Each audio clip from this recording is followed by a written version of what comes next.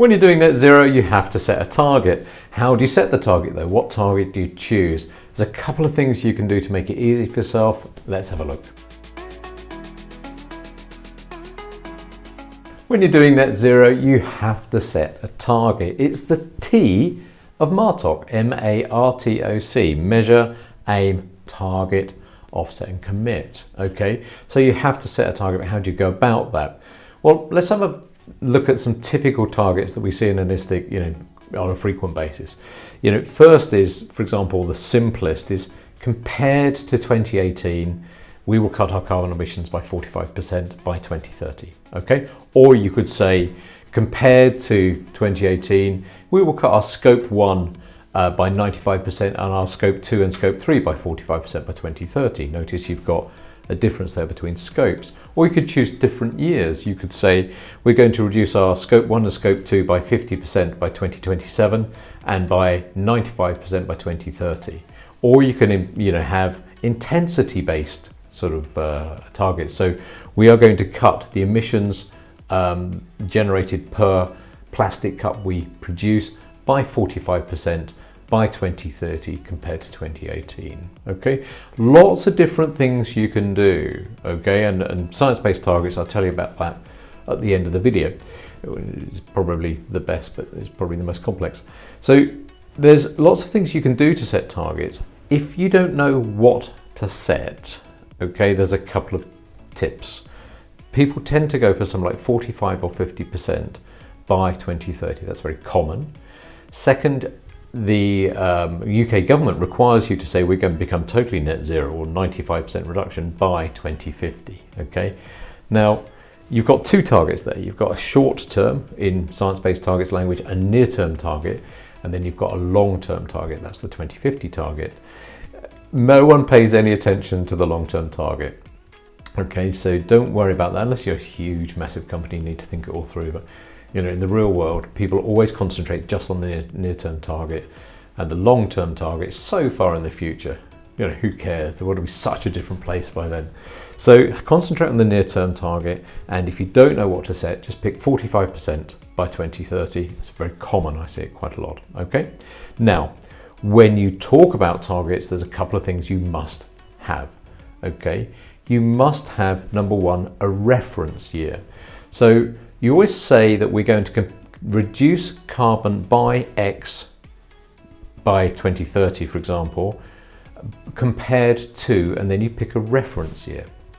And the reference year is like your base year, okay? And you say, look, well, it was this in the base year, the reference year, now it's this, this, this, okay?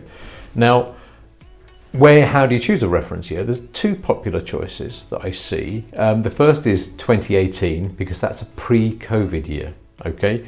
So COVID wasn't around in 2018, so a lot of people, if they choose 2021, or 2020, you've got problems with COVID. It did affect an awful lot of businesses, and if you set an artificial, like the artificial data, an artificial reference year, you're going to have problems.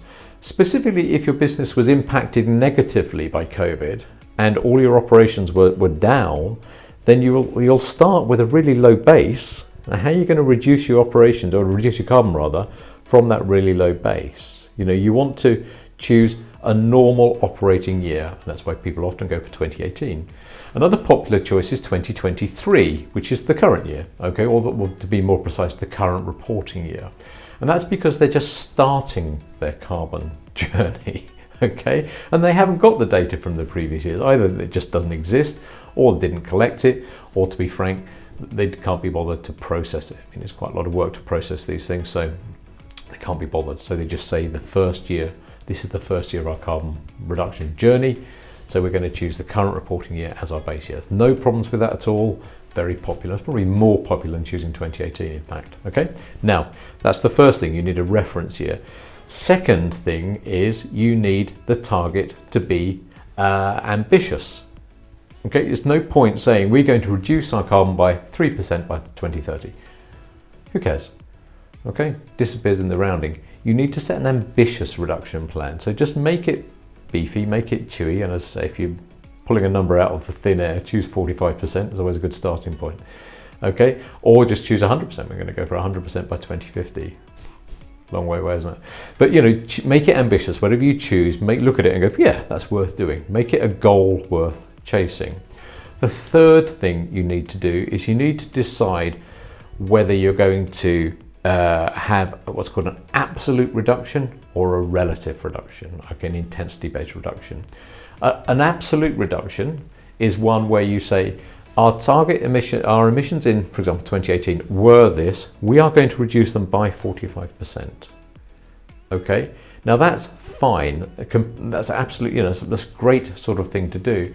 But what happens if your business changes? What happens if your business grows? Say you buy another business, or you open a second factory, or sales go up. Then the problem is that your carbon emissions are likely to go up, and you stand no chance of hitting your absolute reduction targets. So the way around that is to choose this second set of targets called intensity-based targets. So you can actually say our carbon emissions, let's imagine you make plastic cups. You could say our carbon emissions at the moment are, for example, 100 grams of carbon and 100 grams CO2e, the equivalent bit, that's the E of CO2e, 100 grams, yeah? And we are going to reduce that by 45% to, for example, 55 grams, or whatever the maths is, something around that, isn't it? By 2030 per cup.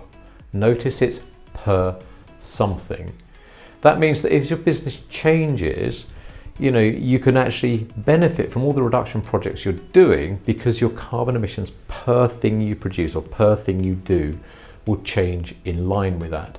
And that's the simplest, best way, if your business changes shape, of stating these targets, okay? Now, if you want to get really complex, two ways you can do it, okay? And they're worth thinking about. The first is you can set an absolute reduction targets for maybe scope 1 and scope 2. You could say, I'm going to reduce my gas, scope 1, and petrol and diesel by X% by date Y compared to year Z. For example, by going renewable electric, by decarbonising your office, taking out the gas boilers and replacing them with electric heat pumps, putting solar in, stuff like that. That gets rid of all of the sort of gas, your scope 1 emissions.